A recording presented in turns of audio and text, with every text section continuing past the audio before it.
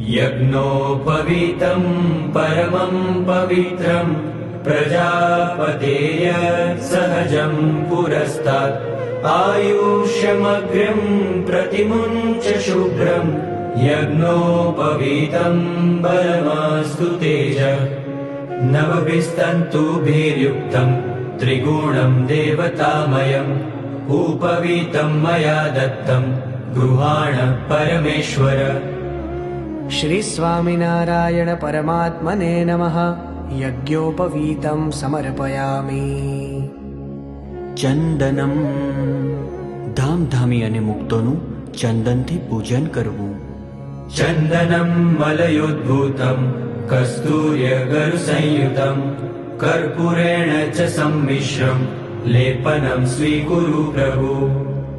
श्री अक्षर पुरुषोत्तमाय भक्तमंडल सहित